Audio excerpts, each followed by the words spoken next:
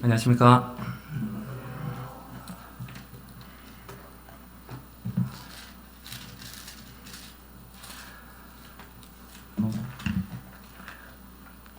조금 이따 사회자님께서 소개하실 거긴 한데, 오늘 저녁에 그 동수원교회에서 그 형제님 두 분이 오셔가지고 같이 식사를 갑자기 하게 됐습니다. 그래서 맛있는 식사도 하고 이 성도님하고 같이 교제를 나누니까 확실히 맛있는 밥을 먹으면서 교제하는 것만큼 이 좋은 게 없다는 생각을 다시 했습니다. 제가 직장이 약간 멀어져가지고 요즘에는 그렇게 자주는 못하는데, 우리 그 교회 우리 윤성 형제님이랑 아니면 성명 형제님이랑도 그렇게 많이 식사도 하고 했었는데 그때가 진짜 좋았던 것 같습니다. 그래서 오늘 저희 자매가 사실 더 좋아했어요. 그 청년 때 같이 있던 그 형제님이 오셔가지고 또 좋은 교제 많이 했던 것 같습니다. 그래서 이 오랜만에 이게 그 말씀을 전하게 되는데, 또 멀리서 또 오셔가지고 부담도 되지만 주님을 향한 같은 마음을 교제하면서 확인을 했습니다. 그런 마음으로 같이 보면 좋겠습니다. 오늘 말씀은 잠언 6장 1절입니다. 잠언 6장 1절입니다. 말씀을 읽고 시작하겠습니다. 잠언 6장 1절입니다. 구약 916페이지입니다.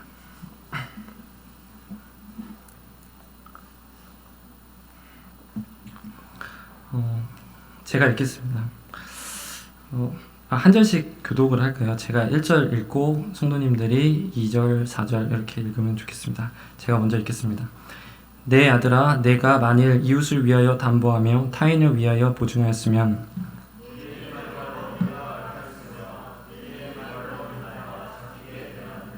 내 아들아, 내가 내 이웃의 손에 빠졌은즉 이같이 하라. 너는 곧 가서 겸손히 내 이웃에게 간구하여 스스로 구원하되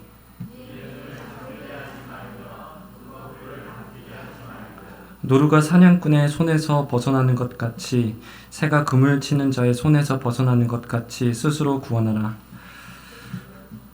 네, 5절까지만 하겠습니다. 참, 짧지만 성경도 보고 이렇게 하나님의 말씀을 많이 보아왔었는데요. 요즘에 느끼는 거는 이 하나님의 말씀이 좀 실제적인 교훈을 저한테 주셨으면 좋겠다라는 생각이 많이 들더라고요. 어떤 선택의 문제도 많이 있고 그런 부분들 때문에 아마 그런 것 같은데, 동으로 가라, 서로 가라, 세상의 어떤 종교들에서 지시하듯이 동으로 가라, 서로 가라, 이런 식으로 라도 얘기해주면 정말 속 시원하지 않을까 싶은 마음이 들 때가 많은데요. 그래서 실제적이고 설득력 있는 그런 원칙들, 그런 것들을 좀 주님이 많이 주셨으면 좋겠다라는 마음이 많이 있습니다. 근데 말씀에 그러한 실제적인 원칙들을 주시는 것도 사실인 것 같습니다. 그러다 보니까 실제적인 원칙들, 그게 어디 있을까 이렇게 보니까 물론 구약 신약 이렇게 많이 있긴 하겠지만 잠언 말씀이 딱 떠오르더라고요. 잠언만큼 실제적으로 어떻게 보면 바로 적용할 수 있고 서로 논란이 없을 법한 그런 말씀도 없는 것 같습니다. 그래서 이 잠언 말씀을 오늘 선택하게 되었습니다. 어떤 그 책에 보니까 이렇게 규정을 하고 있더라고요. 잠언에 대해서. 잠언에서의 지혜는 일반적으로 말하는 처세술이 아니라 경건한 삶을 가르치는 것이다. 충분한 설명이면서도 동시에 약간의 보충이 필요한 말씀이라고 저는 개인적으로 생각을 했습니다. 왜냐하면 잠언에서의 지혜, 그 지혜를 쫓다 보면 경건한 삶을 살게 되겠지만, 그렇다고 이 잠언이 경건한 삶에 대한 지침만을 말씀하고 있다고 주장한다면 약간은 무리가 있지 않을까 하는 생각이기 때문입니다. 왜냐하면 잠언의 말씀은 수많은 삶의 실제적인 그 원칙들이 지금 당장이라도 성도님들 한 분 한 분이, 그리고 저도 찾을 수 있을 것 같습니다. 물론 그 실제적인 삶의 원칙들이 모여서 하나님을 따를 때 경건한 삶으로 이어지는 것은 맞는 것입니다. 하지만 이 잠언의 말씀이 경건한 삶에 대한 지침이라는, 어떻게 보면 조금 그 형이상학적인 그런 내용으로만 가르쳐 있다라고 결론을 내려버리는 것은 잠언 안에 있는 그 수많은 실제적인 지침들에 대해서 약간 간과할 수 있는 그런 부분이 있는 것 같습니다. 잠언 20장 13절에 보면 게으른 자에 대해서 잠을 적당히 취하라 라고 얘기하면서 실제적인 지침을 주십니다. 그리고 다른 부분에서도 많은 실질적인 지침들이 있습니다. 그래서 많은 그 신앙 선배님들이 그리고 그런 선배님들께서 직장인 크리스천들에게 제시하는 게 하루에 한 장씩 잠언을 읽고 시작해봐라. 그러면 성공적인 직장 생활이 가능할 것이다 라면서 추천을 하시는 부분이 참 많은 것 같아요. 저도 100% 공감을 합니다. 그런데 이 성공적인 직장 생활, 약간 좀 말이 좀 그렇긴 하지만요. 어떻게 보면 아까 전에 처음에 제가 말씀드렸던 처세술이라고 표현하는 그런 부분, 근데 또 뒤집어 보면 기술이고 재주가 될 수도 있겠죠. 근데 이러한 부분과 그리고 경건한 삶에 대한 지침이라는 이 두 가지, 어떻게 보면 좀 모순되어 보이는 이 두 가지를 어떻게 해야지 머릿속에 잘 조화를 하면서 받아들일 수 있을까 하는 생각을 하게 되었습니다. 이 부분에 대해서 그 한 가지 방법은 어떻게 보면 본 의미를 좀 잘 파악을 하면 조금 힌트가 있지 않을까 싶었습니다. 그래서 이 잠언에서 제일 많이 나오고 익숙한 단어가 어떤 것 같습니까? 어떻게 보면 키워드라고 할 수도 있을 것 같은데요.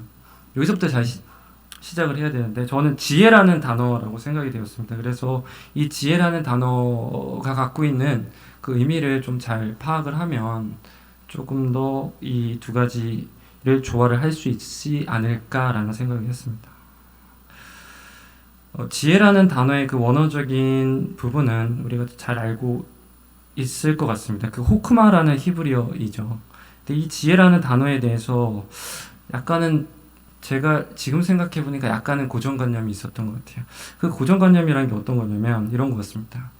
지혜로운 철학자라고 이렇게 제가 말하는 것과 지혜로운 노동자 아니면 지혜로운 기술자, 좀 더 구체적으로 하면 지혜로운 디자이너, 지혜로운 금세공업자라는 표현을 붙였을 때 자연스럽게 다가오는가 하는 것입니다. 호응 관계가 약간 어색하다고 느끼는 것 같아요.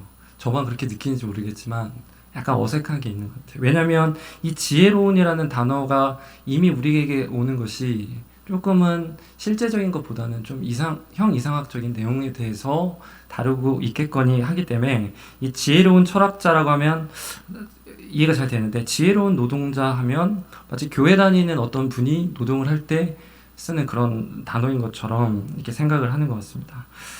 그렇지만 히브리어에서 이 지혜, 이 호크마라는 단어는 오히려 정신적이고 육체적인 활동을 포괄하는 그 광범위한 범위의 지혜를 다루는 것입니다. 저도 그 성경 공부를 이렇게 할 때 이 호크마라는 단어를 히브리어 사전에서 찾았을 때 적잖게 좀 충격을 받았던 것 같습니다.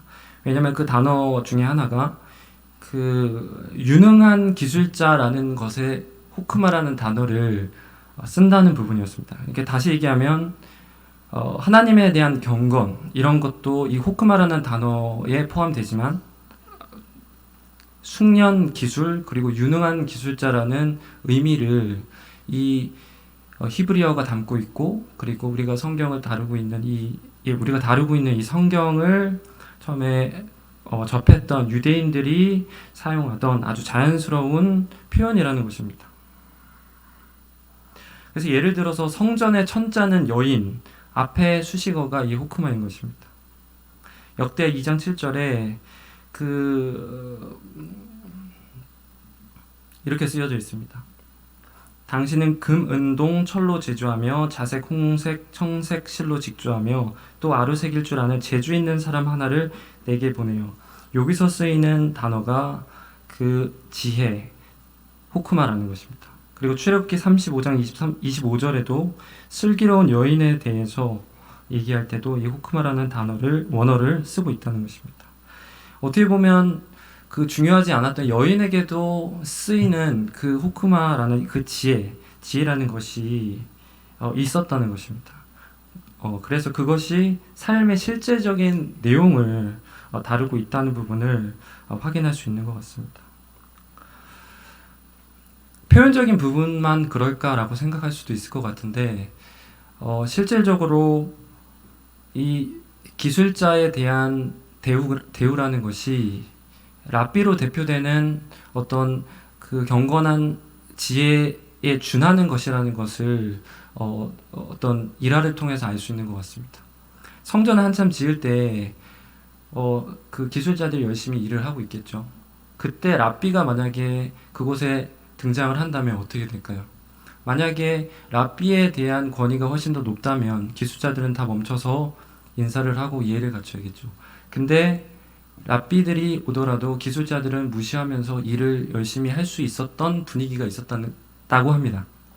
이 부분에서 보면 이 워너 후크마에서 다루고 있는 기술이 있는 부분과 그리고 경건한 하나님을 향한 경건, 이 두 부분에 대한 이 비중이 만만치 않았다라는 것을 알 수 있는 것 같습니다. 하지만 우리가 이 지혜라는 단어를 다룰 때 이 경건한 삶, 어떻게 보면 신앙적인 그 부분에 대해서만 치우쳐 있는 것이 약간은 선입견 아니면 고정관념이 아니었나 싶습니다. 따라서 이러한 그 본래 원어의 지혜에 대한 이 두 가지의 개념,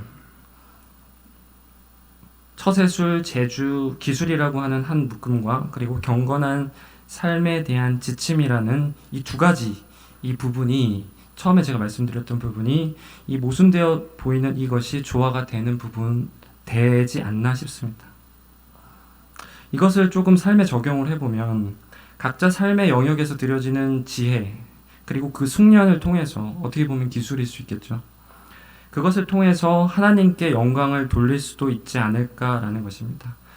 그 숙련과 그 기술, 그 지혜를 통해서 계속해서 꾸준히 해나갈 때 하나님이 창조하신 어떤 그 질서와 기술을 경험하고 경건한 삶으로 이어지는 그런 비밀이 있지도 않을까라는 생각이 있습니다. 하나님의 일과 세상의 일이라는 그 이분법적인 접근이 우리에게 있는 것 같습니다. 근데 이 성경에서의 지혜라는 뜻에서는 이것이 잘못된 이해로 비롯되었다고까지 표현할 수 있지 않을까 하는 생각을 조심스럽게 말씀드려 봅니다. 따라서 요즘에 저는 이 성경과 그리고 잠언의 말씀들을 통해서 실제적인 삶의 구체적 지침들을 깨달아야 함을 느끼고 있습니다. 그래서 이제 본론으로 들어가서 잠언 6장을 보겠는데요. 이 잠언 6장의 소타이틀은 개역개정 성경에 보면 실제적 교훈이라고 쓰여져 있습니다. 말 그대로 실제적 삶에 대한 지침이라고 되어 있습니다. 그래서 오늘 이 말씀을 통해서 이 지혜의 호크마를 얻고 시야를 넓히게 될 것을 기대해 봅니다. 6장 1절에서 5절의 주제는 그 핵심 내용은 간단한 것 같습니다. 이웃을 위해서 함부로 보증이나 담보물을 걸 때 그때의 위험성을 경고하고 있다는 것입니다. 이 말씀이 우리에게 주는 실제적인 지혜는 함부로 보증을 서지 말라라는 말씀이 됩니다.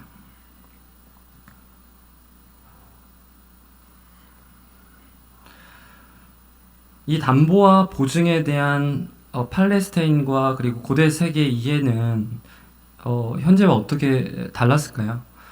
제가 찾아보니까 현재와 크게 차이가 없어 보입니다. 즉 담보물을 걸었다는 것은 어떤 약속을 전제로 이행을 못했을 때 주겠다는 것입니다.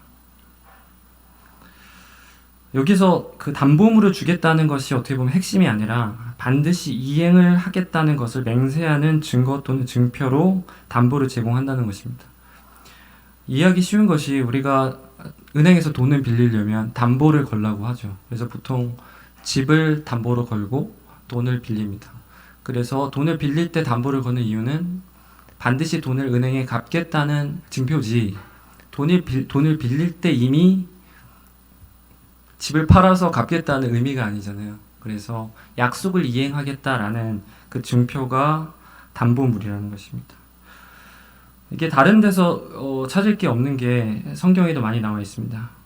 구약의 요셉 총리에게 갔던 그 요셉의 형들, 그 형들 중에 유다는 베냐민을 대신해서 자기 자신을 담보물로 저당 잡히고 나머지 형제들이 야곱에게 갔다가 돌아올 것을 약속을 합니다.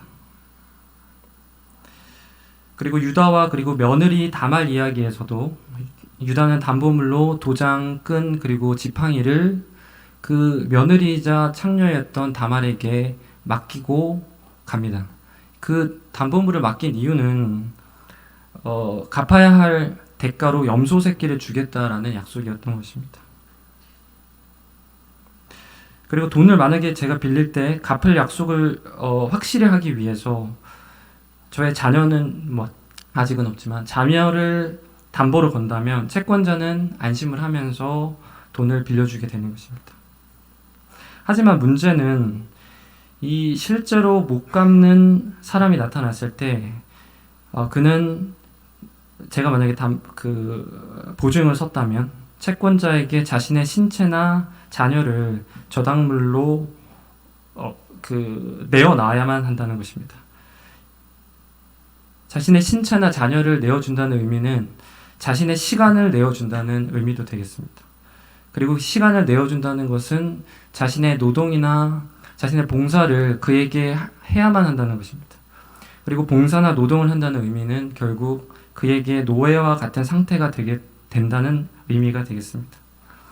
그래서 잠언 6장 2절에 내가 얽혔으며 라는 이 의미는 이 부분을 표현하고 있는 것 같습니다. 이 의미는 덫을 놓다, 올무를 놓다라는 그 원어적인 의미가 있는데요. 즉 노예가 되었으나 자신이 던지고 그 맹세한 보증으로 인해서 빠져나올 수도 없고 벗어날 수도 없는 상태를 여실히 드러내고 있는 것입니다. 따라서 우리는 이웃을 위해서 경솔히 그리고 함부로 보증이나 담보를 해서는 안 된다는 것입니다. 시간을 잃고 그리고 노동하며 그리고 결국 노예가 될 수도 있다는 것을 하나님이 염려한 것입니다. 그렇다면 이것을 우리는 마음판에 새기고 금전적인 문제에서나 삶의 모든 영역에서 절대로 이 보증과 관련된 그 어떠한 형태도 피해야 하는 것일까라는 질문을 저는 하는 것입니다. 그리고 신약 성경에서와 예수님께서도 그러한 보증에 관련된 내용에 대해서 어떤 형태라도 금하셨을까라는 의문을 갖게 되는 것입니다. 우리는 이것을 점검함으로 하나님이 우리에게 말씀으로 주신 호크마 지혜를 예리하게 할 수 있는 것입니다. 구약의 말씀들은 신약 성경의 복음서나 그리고 서신서와 그리고 신앙 선배들에 의해서 인정되어지는 그 건전한 교리들이라는 이러한 걸음체를 통해서 걸러지고 순수한 엑기스를 얻어야만 하는 것입니다. 다른 말로 적용 범위와 사례를 명확히 할 수 있다는 것입니다. 이것은 말씀을 상황과 처지에 맞도록 입맛대로 해석하겠다는 것도 아니고 하나의 오류가 있는 교리를 새로 세워서 성도들을 율법에 얽매이게 하는 것도 아닌 것입니다. 우리 모두가 성경을 상고함으로 매일 어떻게 보면 그 초시계 단위의 삶의 지침과 그리고 한 걸음 한 걸음마다의 필요한 그 실제적이고 적용 가능한 성경적 삶의 가이드라인을 얻어가야 함을 저는 이야기하는 것입니다. 다시 본론으로 돌아와서 핵심은 경솔한 보증과 담보를 이웃을 위해 하지 말라라는 것을 다시 이해하고 이 경솔한이라는 표현이 잠언 6장 2절에 나와 있듯이 내 입의 말 그리고 내 입의 말로라는 표현으로 경솔함의 어떻게 보면 상징인 입을 통해서 신중하지 못하고 즉흥적이고 진정성 없는 보증에 대해서 잠언 말씀은 경고하고 있음을 재확인합니다. 그러나 여전히 이 경솔한 보증에 핵심이 있는 것이 아니라 이 보증에 강조가 되어 있음도 놓쳐서는 안 되겠습니다. 이웃에 대한 보증이라는 면에서 지금 잠언의 말씀과 배치되고 대립되는 말씀을 찾으실 수 있는지 모르겠습니다. 이미 아까 전부터 찾으시고 마음속으로 뭔가 걸리는 게 있던 형제 자매님도 있을 거라고 생각이 되어집니다. 남은 시간 가운데 저는 신약에 모순되어 보이는 두 가지 말씀을 통해서 이 하나님이 주신 잠언 6장 1절에서 5절의 말씀이 우리 삶에 더 지혜롭게 적용되어질 수 있도록 말씀을 전하도록 하겠습니다. 첫 번째로 빌레몬서 1장 17절 말씀을 17절에서 18절의 말씀, 이 말씀과 잠언 6장 1절에서 5절의 말씀이 모순되는가 혹은 보충되는가 라는 질문을 하게 됩니다. 빌레몬서 1장 17절은 같이 보시면 좋겠습니다. 빌레몬서 1장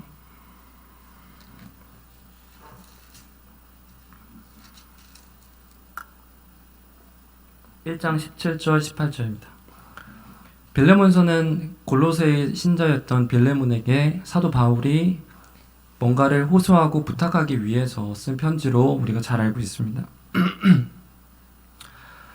빌레몬에게 호소하는 내용은 원래 빌레몬의 노예였던 오네시모가 도망쳐 나왔고, 그리고 이 오네시모도 어떻게 보면 성도가 되고, 그리고 빌레몬도 성도인데 이 바울이 이 빌레몬에게 오네시모의 용서를 구하는 그런 부탁의 혹은 읍소의 편지인 것입니다.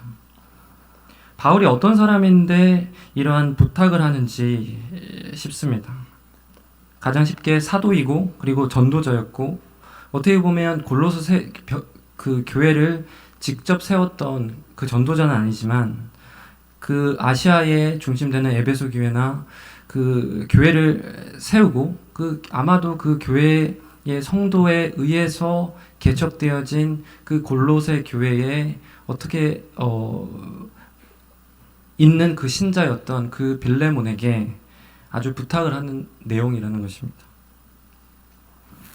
그리고 이 바울에 대해서 아주 잘 설명이 되어져 있는 고린도후서 11장 18절 이하의 내용을 보더라도 이 학식과 출신과 그리고 그리스도를 위해서 받은 고난이 누구에게도 뒤지지 않는 이 바울이 도망쳐 나온 노예 한 명을 위해서 지금 부탁을 하고 있는 것입니다. 문제는 제가 말씀드리고자 하는 것은 영접하기를 내게 하듯 하고 빚진 것이 있으면 내 앞으로 계산하라라는 이 표현인 것입니다. 빌레몬서 1장 17절 18절에 나와 있는데요. 이것은 일종의 보증을 서겠다는 것입니다. 용서를 촉구하면서 받을 것은 나에게 받으라 라고 얘기하는 것입니다. 이것은 보증보다 사실 더 심각한 것이죠. 파기될 혹은 이미 파기되어 버린 그 저당물이 필요한 그 계약 관계에서 자신을 담보물로 내어놓고 있는 것입니다. 그럼 바울은 잠언 말씀 6장 1절에서 5절에 저당 혹은 보증을 서지 말라는 말씀을 몰랐을까요? 아닙니다. 그분은 말씀을 매우 제대로 잘 알았던 분인 것 같습니다. 다만 제가 분별하기에 전도자의 보증이 잠언 6장의 내용들에 있어서 예외가 된다는 것을 몸소 실천하였던 것 같습니다. 혹은 잠언 6장의 내용에 대해서 보충하는 부분으로 이 말씀이 쓰여지고 있다는 것입니다. 근데 오네시모를 보증하면서 말로 적당히 때우겠다는 것이 아니라 바울은 이 빌레몬의 노예로 대신 살 수도 있다는 뉘앙스로도 이야기를 합니다. 노동도 각오하겠다는 것입니다. 빚진 것을 내게 얘기하면 내가 대신 갚겠다. 바울이 그 텐트를 짓는 그런 일을 하면서 벌었던 그 돈이겠죠. 그 돈을 내가 대신 갚더라도 나한테 물으라 이렇게 얘기하고 있는 것입니다. 이러한 노예 혹은 종이 된다는 이 개념은 바울에게는 너무나도 익숙한 사역의 기본 자세였습니다. 책임을 대신 짊어진다는 점에서 잠언 6장 1절의 말씀이 예외는 제가 정리해보건대 전도자로서의 보증 그리고 교사로서의 보증이 있을 수 있겠다는 묵상을 하게 됩니다. 그리고 세 번째로 또 다른 자격으로서의 보증이 있습니다. 이 부분은 뒤에 가서 말씀드리겠습니다. 그러나 전도자와 그리고 사역자로서의 보증의 삶이 경솔히 아까 전에 말씀드렸던 것처럼 그리고 무책임한 형태가 되어도 좋다라는 의미는 결코 아닐 것입니다. 사도 바울은 19절에 이렇게 쓰고 있습니다. 내게 빚진 것이 빌레몬이 있다는 것입니다. 이미 오네시모를 위한 것 이상 그리고 빌레몬을 위한 것 이상으로 그리고 성도들을 위한 것으로 매를 맞고 일을 했기 때문이라는 것을 이야기를 하고 있습니다. 이것은 바울이 이미 책임을 졌고 책임감에 대해서 이야기를 하고 있는 것입니다. 경솔하고 무책임한 보증이 아니라 사랑을 바탕으로 한 책임감 있는 보증이 허용되고 있는 것임을 확인할 수 있습니다. 다음으로 교사로서의 보증, 이것에 대해서 묵상을 하게 됩니다. 얼마 전에 그 전주 지역에 제가 간 적이 있는데요. 거기서 한 장면을 본 것 같습니다. 학생들이 어떤 가게에서 물건을 훔쳐서 상당히 심각한 상태에 있는 것입니다. 경찰에 넘어갈 수도 있고 학교에 가서 이렇게 곤란한 상황이 있을 수도 있는데 오히려 주인이 먼저 학생들을 용서하고 처벌하지 말아달라고 이렇게 얘기한 것입니다. 그러나 학생들과 그 교사는 그 주인에게 찾아가서 사과를 해야 되는 것입니다. 사과하는 과정에서 그 교사는 어떻게 했을까요? 학생이 죄송합니다 라고 얘기를 하면서 고개를 숙이는 것보다 훨씬 더 이상으로 고개를 숙이고 죄송합니다. 학생을 잘못 가르쳤기 때문입니다 하면서 사과를 하는 장면을 보았습니다. 그 교사가 잘못한 건 사실 없죠. 하지만 죄인처럼 사과를 할 수밖에 없는 것처럼 그렇게 사과를 하고 있었습니다. 이러한 것이 성경에서 금지하는 그 보증이라면 보증의 일종이겠죠. 보증이라면 그 사랑과 책임감에서 우러나오는 어떠한 종류의 보증도 금지되어야 할 것입니다. 하지만 그렇지 않다는 것을 우리는 잘 알고 있습니다. 이것에 대해서 확정할 수 있는 두 번째 확인 말씀이 있습니다. 두 번째 말씀으로 누가복음 10장 33절과 35절의 말씀이 있는데요. 이 말씀과 아까 전에 잠언 6장 1절에서 5절에 말씀드렸던 내용이 모순되는가 아니면 보충을 하고 있는가라는 것입니다. 이것도 잠깐 넘어가겠습니다. 누가복음 10장 33절입니다. 누가복음 10장 33절입니다.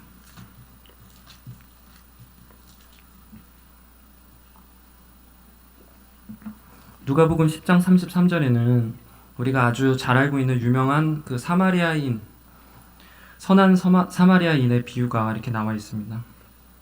이 선한 사마리아인의 비유는 예수님이 하셨죠. 이 선행의 비유를 통해서 우리가 알 수 있는 것은 과연 진짜 친구가 누구고 그리고 하나님이 얘기하시는 사랑과 그리고 자비가 무엇인지를 우리는 배우게 됩니다. 이 비유의 말씀은 예수님의 말씀이죠. 그런데 그 사마리아인은 일종의 보증을 서는 장면을 보여줍니다. 누가복음 10장 35절에 이렇게 쓰고 있습니다.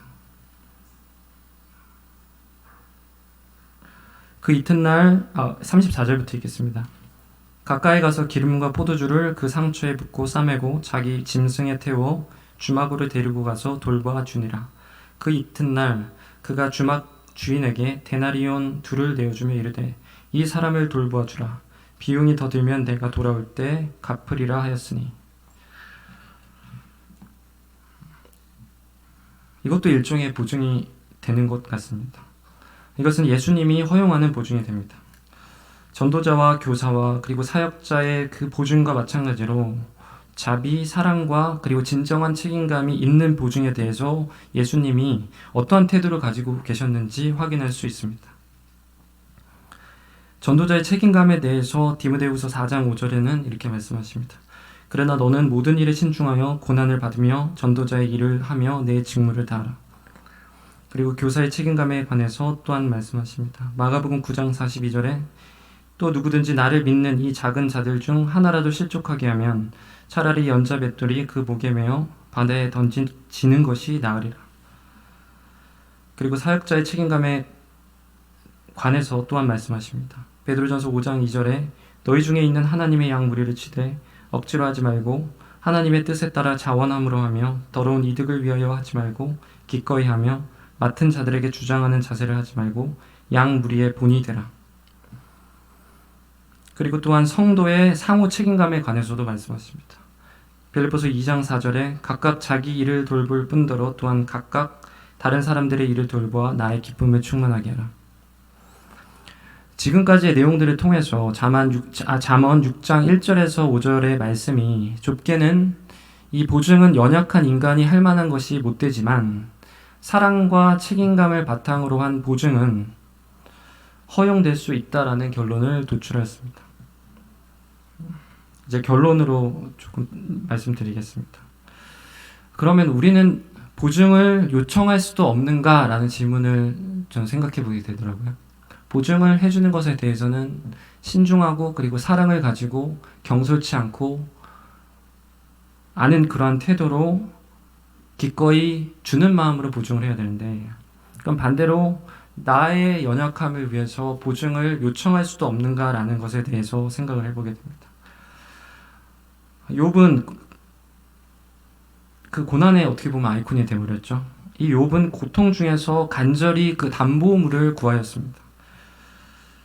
나에게 담보물을 주소서, 나의 손을 잡아줄 자가 누구리까? 라고 이렇게 욥은 질문합니다. 그 담보물은 누가 되어야 합니까? 그 욥의 손을 잡아줄 자는 누가 되어야 합니까? 그 담보물, 그 손을 잡아주고 그리고 욥의 고난의 그 원인에 대한 책임을 전적으로 지고 돌보아야 할 이는 다름 아닌 하나님이 되어야만 합니다. 다윗 또한 자신의 보증인이 주 하나님이 되어 주실 것을 간청했습니다. 시편 119편 122절에 주의 종을 보증하사 복을 얻게 하시고 교만한 자들이 나를 박해하지 못하게 하소서. 우리는 담보 혹은 보증을 요청할 수 없습니까? 우리는 누군가에게 보증을 요청할 수 있습니다. 우리의 담보는 예수 그리스도의 몸과 피가 되었습니다. 우리가 의지할 만한 보증인이 바로 나사렛 예수 그리스도인 것입니다. 히브리서 7장 22절에 이와 같이 예수는 더 좋은 언약의 보증이 되셨느니라. 에베소서 1장 14절에 이는 우리 기업의 보증이 되사 그 얻으신 것을 속량하시고 그의 영광을 찬송하게 하려 하십니다. 이미 그는 죄라는 엄청난 채무를 갚지 못해서 파산한 우리들을 위해서 모든 불의의 값 그리고 죽음의 대가를 대신 처리하시고 우리의 왕이 되셨다는 것입니다. 디도서 2장 14절에 그가 우리를 대신하여 자신을 주심은 모든 불법에서 우리를 속량하시고 우리를 깨끗하게 하사 선한 일을 열심히 하는 자기 백성이 되게 하려 하십니다. 송찬호 형제님의 말씀을 좀 들은 적이 있는데요. 그 교사로 재직을 하셨죠. 교사로 일을 하실 때 사촌이 공장을 이렇게 운영했는데 보증을 서달라고 하셨나봐요. 그래서 보증을 서줬는데 그 사촌분이 잘못을 한 건 아닌데 사업을 하다 보면 이렇게 연쇄적으로 돼서 망하게 되었다고 합니다. 근데 그 빚을 지게 되고 그리고 그 빚을 갚기 위해서 한동안 열심히 그 일을 하다가 나오는데 꽤 어려움이 있었다고 이렇게 말씀하시더라고요. 그러면서 웬만하면 보증은 서지 마십시오. 이렇게 청년들에게 말씀을 하시면서 덧붙이는 말씀이 이것입니다. 차라리 그냥 주고 잊어버려라 라는 것입니다. 제가 볼 때 이것이 사랑과 책임감을 가진 태도인 것 같습니다. 어떻게 보면 이것이 보증과 그 담보를 넘어서는 그러한 태도인 것 같습니다. 이를 조금 더 긍정적인 면으로 조금 더 확장해서 적용해 보면 이런 것 같습니다. 저도 쉽지 않고 잘 안 되는 부분이지만 항상 말씀을 이렇게 드립니다. 우리는 충분한 신중함과 그리고 책임감을 가지고 성도를 위하고 사랑해야 한다는 것입니다. 이것이 누가복음 10장 27절에 있는 내 이웃을 내 몸과 같이 사랑하라 이것이지 않습니까? 제가 몸에 있는 어떤 귀를 하나 파더라도 아니면 상처를 이렇게 다루게 되면 엄청 조심해서 신중에 신중을 더해서 이렇게 처치를 하죠. 내 몸이니까요. 근데 제 몸이 아니면 이렇게 조심은 하긴 하지만 그 정도는 아니죠. 자기 몸에 대해서 그 책임감과 신중함을 갖는 것처럼 이웃을 사랑할 때 내 몸과 같이 사랑한다는 것이 이런 의미인 것 같습니다. 너무나도 신중한 나머지 무관심한 것도 무심한 것도 문제인 것 같습니다. 하지만 너무나도 경솔하고 책임감 없이 어떻게 보면 성도의 삶에 개입하는 것, 어떻게 보면 사랑이라고 얘기는 할 수도 있죠. 이런 것도 반드시 바람직하지만은 않은 것 같습니다. 이것은 내 몸과 같이 내 이웃을 내 이웃을 내 몸과 같이 사랑하라고 하셨던 그 하나님의 말씀과도 약간은 동떨어진 부분이 있는 것 같습니다. 신중과 그 책임감이라는 부분에서요. 오늘 말씀처럼 우리는 사랑과 책임감을 가진 그 보증자로서의 역할을 성도 간에 잘 감당할 수 있었으면 좋겠습니다. 말씀 들어주셔서 감사합니다. 잠시 기도하고 마치도록 하겠습니다.